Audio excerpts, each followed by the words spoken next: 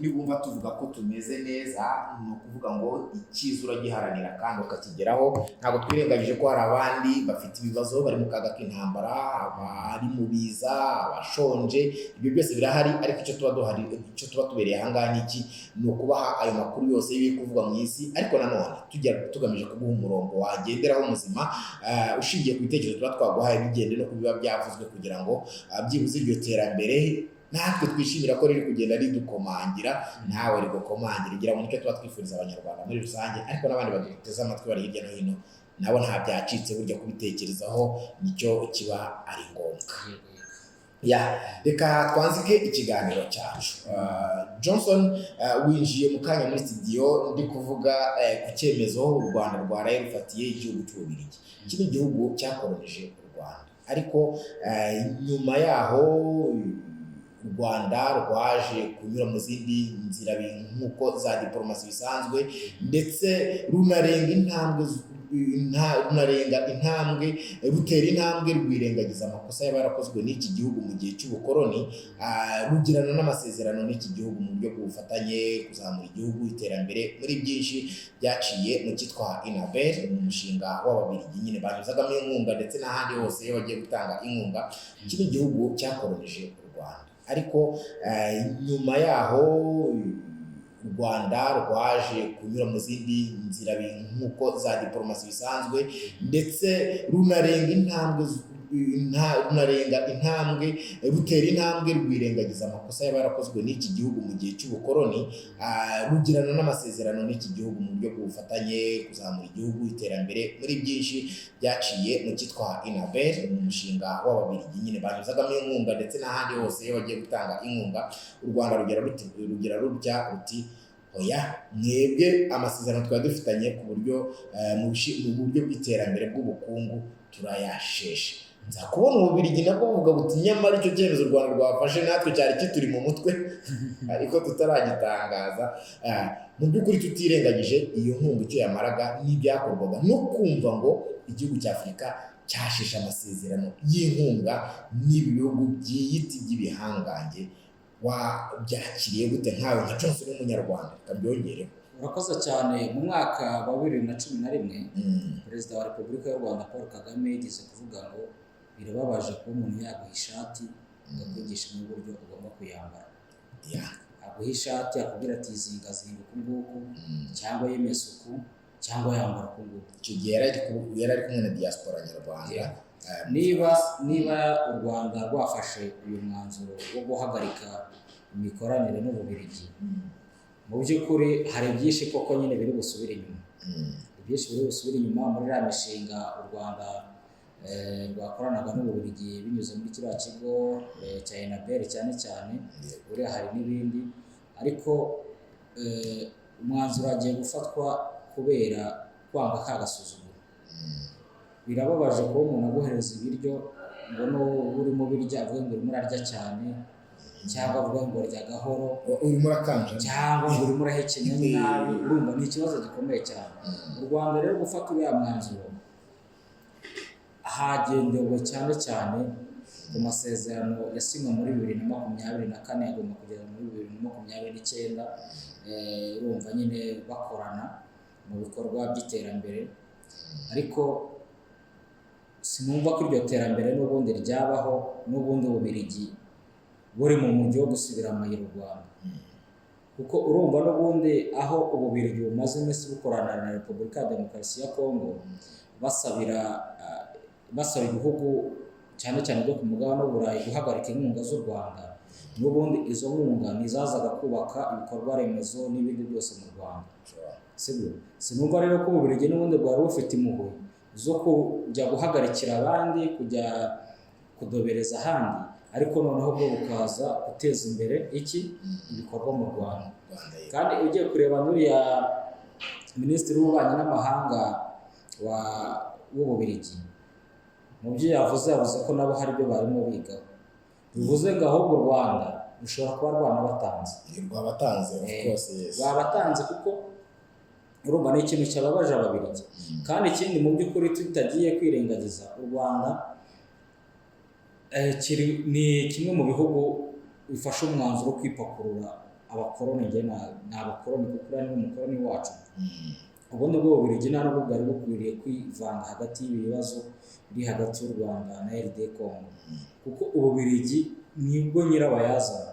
Ibibera hariya byose Ububiligi barabizi gutya ku murongo, barabizi byakorewe hariya byose barabizi. Niba rero ibihugu byarateye intambwe none bikavuga ngo ibyabaye byarabaye, ariko noneho reka twubake umubano, aho kugira ngo wa mubano wubakwe none ahubwo cya gihugu kikaba ari cyo kimwe kigenda gishaka gusenya u Rwanda, noneho cyitwaje ya nkunga. Ibyo u Rwanda rwakoze, yego hari byinshi bateragamo inkunga, ariko inkunga irimo agasuzuguro ku giti cyane nta kimaze. Igihe kirageze ngo dutangire twigire. Ari byo iyo abantu babonye ngo hazamuwe imisoro, ari byo abantu bavuze ngo ibikoresho by'ikoranabuhanga nabyo bitangire bitange umusoro n'ibiki byose, ntabwo bavuze ngo mu ya mafaranga agenda akajya mu mifuko y'abaka imisoro cyangwa y'abayobozi. Ni ibitugarukira. Niba icyo cyuho cy'Ababiligi kigiye kugaragara, ya mafaranga ahubwo Abanyarwanda basora. Niba ugiye ukagura ikintu runaka bakaguhereza IBM, sibyo, ya mafaranga ugenda utanga niho agiye noneho kugaragarira ko Abanyarwanda bakwiriye kwigira, bakwiriye gukura by'umwihariko amaso ku bakoloni.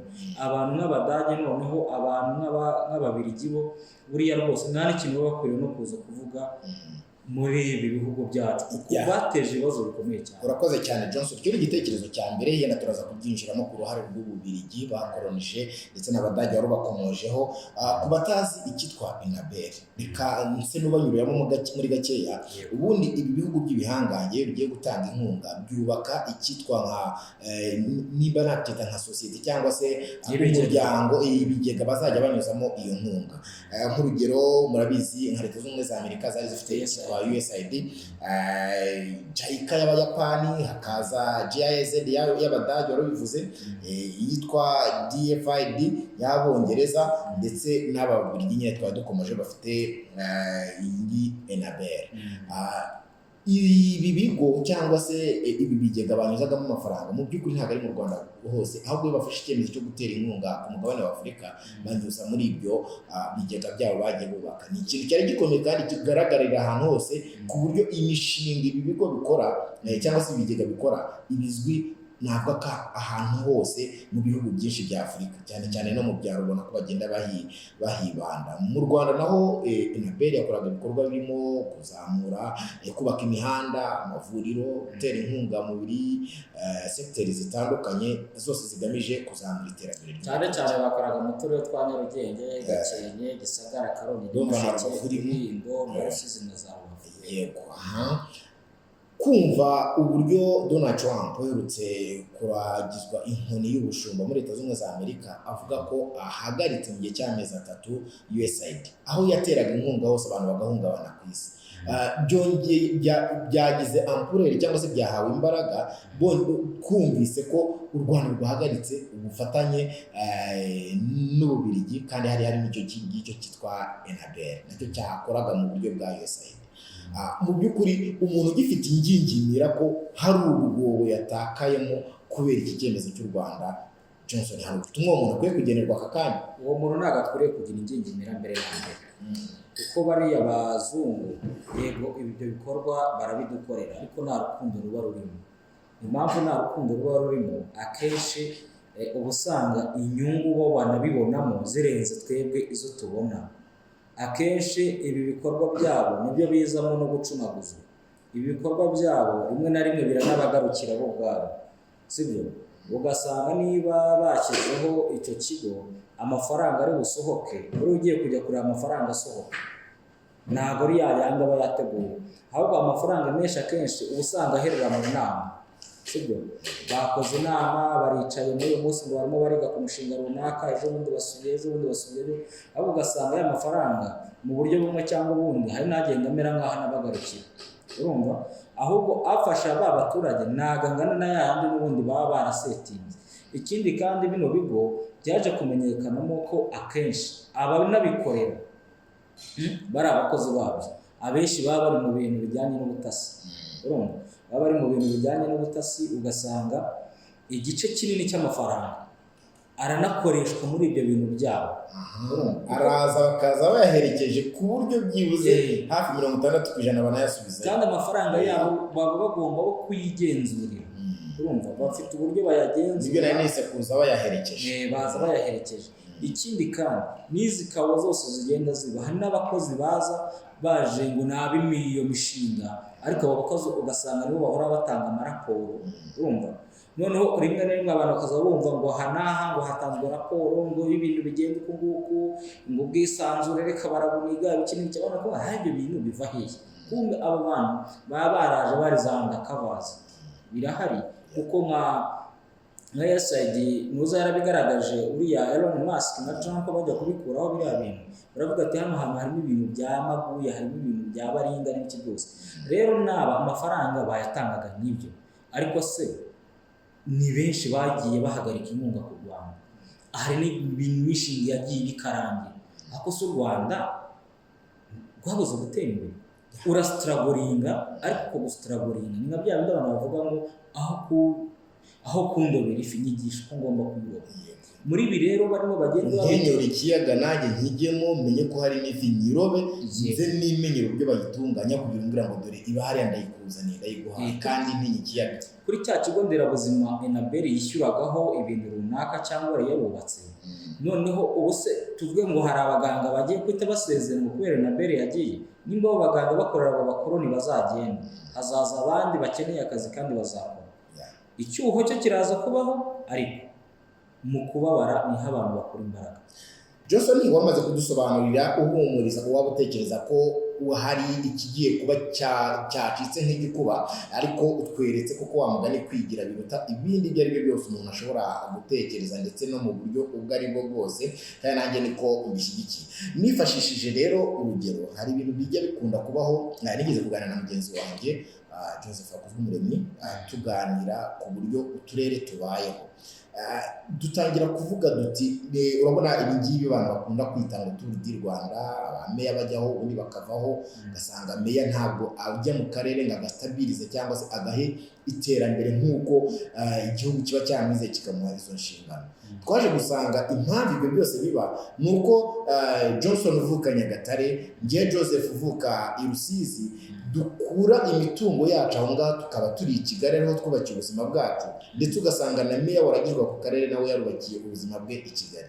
Ikiba ni ikihe rero? Iyo bibaye ngombwa ko tuza gufasha ka karere kacu, meya aragenda aho kugira ngo ashishikarize abatuye aho ngaho kuzana ibikorwa remezo ndetse no gukoresha imitungo, ugasanga na za nkunga zihari zivuye i Kigali, ni umushoramari uvuye i Kigali aje aherekeje ya mafaranga, kandi yari na Minaloc yayatanze mu mushinga runaka ugiye gukorwa, ugasanga abakozi bo muri Minaloc baje baherekeje ya mafaranga, bageze mu karere kawe barakoze nibo bahembwe. Urumva basize udufaranga duke cyane, barangiza none bya bintu byose nk'uko bari baje babyikoreye n'ubundi bakabyikorera bakabijyana hehe, bakabisubirana i Kigali, kuko nibo b'implementinze iyo gahunda, uwo mushinga barawuhemberwa, bazanye n'abakozi abakonserita none banarangiza bahembwe byose bagahita bisubirira aho bibereye, aho batuye i Kigali. Aho ngaho habe na botike y'amandazi bazahasiga, kuko si ubuzima bwabo bwubakiye. Ugasanga bya bintu rero biraza bikagenda n'ubundi.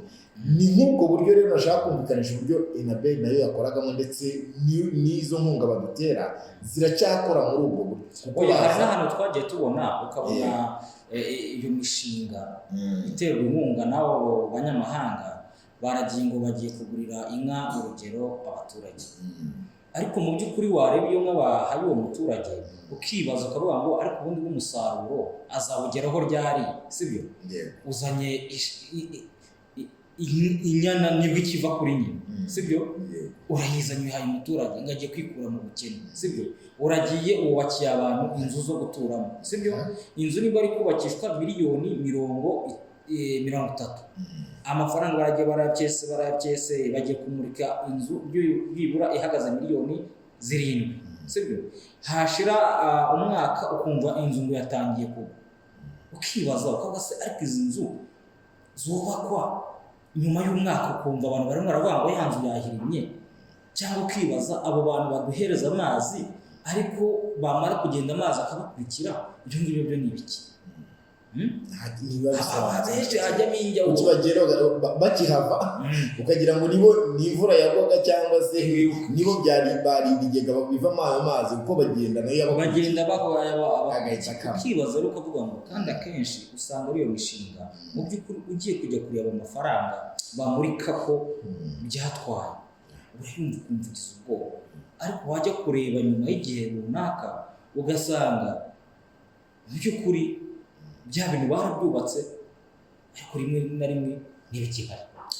Kwiyambuye ubukoroni guhera muri 1960 ibihugu by'akarere byatangiye guhabwa ubwigenge. Mu guhabwa ntabwo ari ubuharanire barabihawe ni nka kado. Oya reka ndotira akorore ntiduri mvuga ngo gahabonye ubwigenge.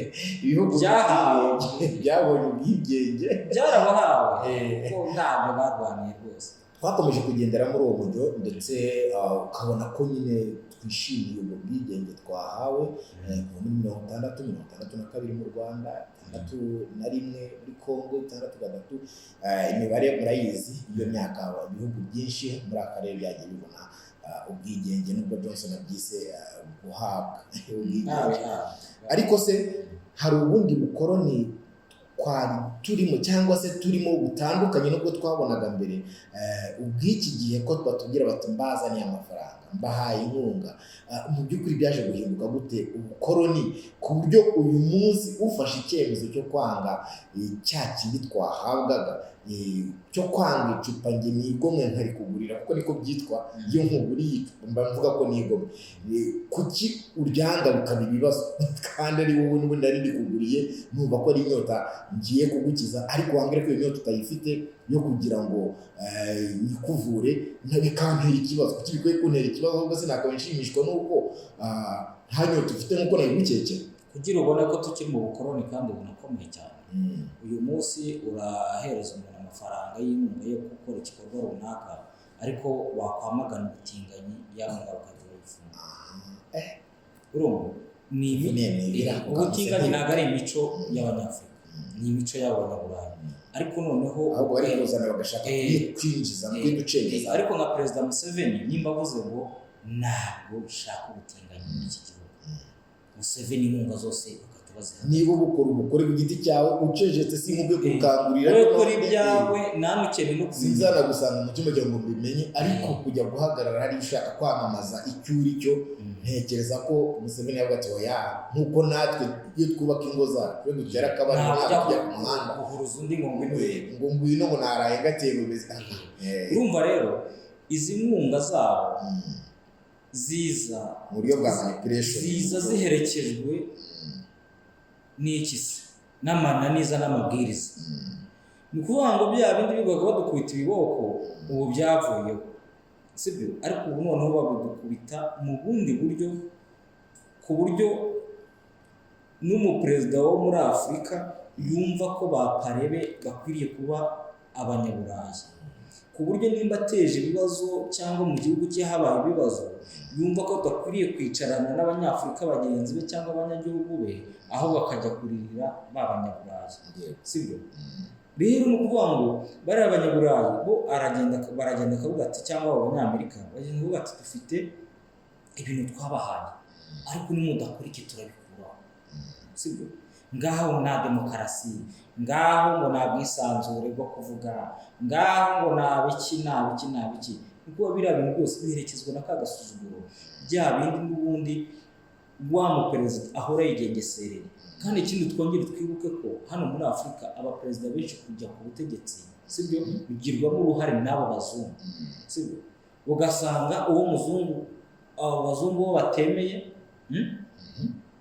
ntabwo ari bugeho najyeho namaraho kabiri nuko baracyadukoroneje kandi kugira Abanyafurika bazabyigoboto ni ibintu bisaba imbaraga ni ibintu bisaba gufesingana nabo abantu bagahangana kuko aho bigeze ubu abazungu bari abazungu ahubwo twebwe sinzi ikintu navuga bakwiriye natwe kutwubaha kuko igihe batubabarije ibi ntabwo bikiri bya bihe byo muri ya myaka ibihe by'aba perezida na Kagame ntabwo ari bya bihe by'aba perezida bagendaga yumva ko kugira ngo yumve ko ari umunyacyubahiro agomba kujya kurara mu Bufaransa, sibyo? Akwiriye gutembera mu Bufaransa, akwiriye gusiga abanyagihugu biwe barwaye amavunja ariko akajya kunywera icyayi hehe?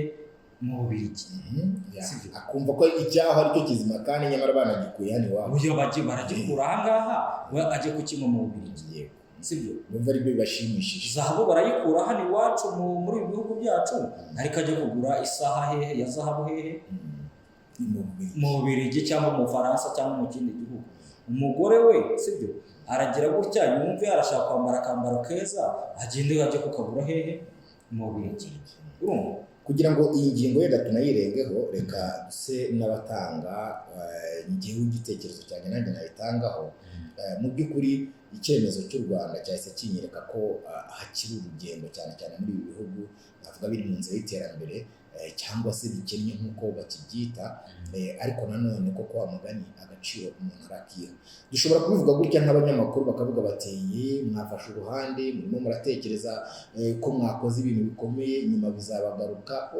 Dushobora gutekereza gutyo, ariko ntekereza ko mu ndangagaciro z'abanyarwanda ari njye ndakoresha ku rwego rwanjye, ari wowe Johnson urakoresha ku rwego rwawe, ndetse nawe duteze amatwi aka kanya nawe urakoresha ku rwego rwawe.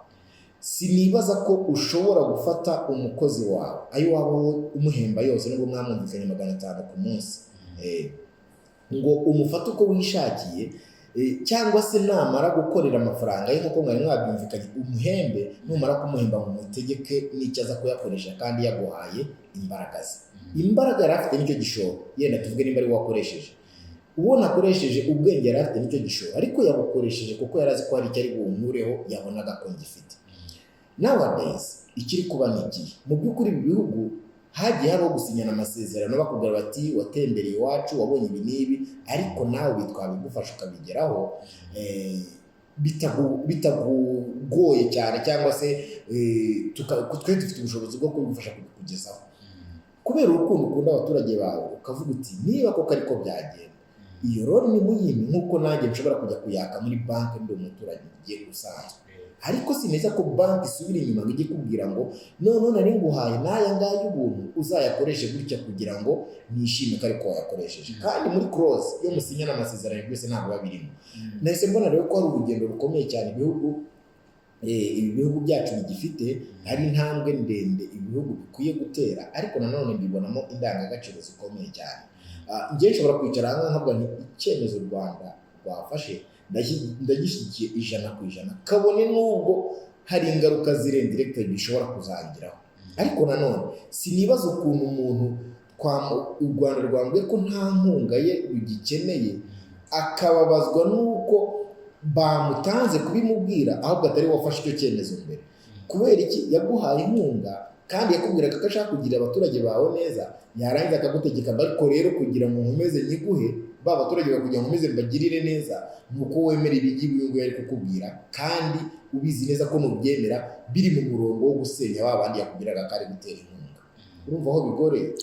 Aho ngaho rero bitandukanye cyane n'umuntu waguhaye inkunga yikuye ku mutima akakubwira ngo genda ubikoreshe icyo ushaka, ku buryo nubwo yasanga uri kuyasindira nubwo bidashoboka nta kibazo agomba kubigiraho kuko yayaguhaye umutima mwiza kandi atakiyabara mu mafaranga ye. Ntabwo rero byumvikana ukuntu abantu bavuga bati natwe twari gufata ibyo byemezo kuko twababwiye kugira gutya na gutya ntibabikora.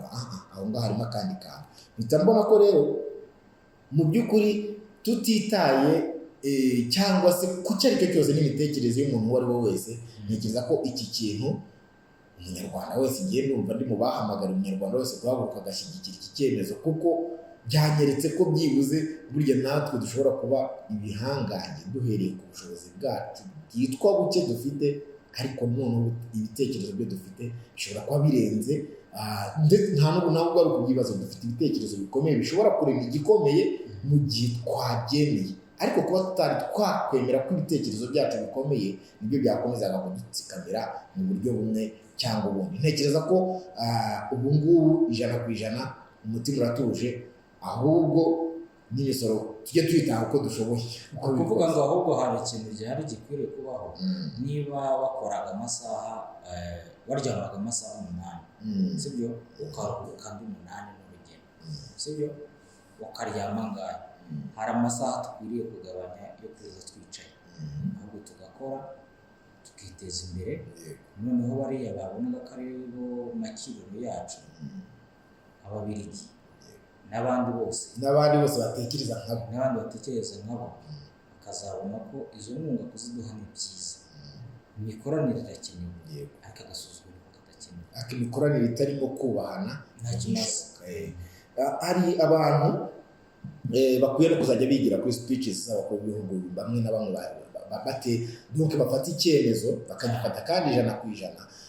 Twagiye twumva speeches z'umukuru w'igihugu His Excellency Paul Kagame, twumvise perezida wa Burkina Faso afata icyemezo, Captain Traoré afata icyemezo cyo kwirukana Abafaransa. Twagiye twumva za Niger ibyemezo bagiye bafata. Tubona ko hari abaperezida kugira uboneka ari na seri, niba ari n'inasi afashe mu minsi ishize baherutse gufatira inasi z'Abafaransa muri Burkina Faso, ariko kugira babahe yaravuze ati kugira ngo ahereze aba bantu ugomba kwishyura amafaranga. Ntabwo ari bya bindi mwaterwaga mujyana, ntabwo muraje murashyiraho ikiguzi kandi nitwe tubacayo umushahara cyangwa abantu banyu tubagumane mu buroko, n'ubundi bari baje kutugirira nabi. Sene zaratanzwe nyinshi ahubwo wita nawe muramena back na brake n'ubundi n'ibyo mwatwige muyagarure yongera bene igihugu na yacu. Ni ukuvuga ngo ibyo izo ni abo bagabo rero nibo bakwiye kuba aba adore babandi bose batekereza ko hariya kumva ko hari uhatswe, kumva ko uhagenda cyane aribyo bizaguha ubushongore n'ubukaka bwo kubaho mu buryo bumwe cyangwa ubundi. Tukiri aho ngaho rero, reka ngaruke mu kanya gatoya twinjira n'umutekano ukiri kuva mu burasirazuba bwa Kongo, ari naho hahereye ibi byose. Reka twamaze amasegonda makeya ubundi duhita tugaruka.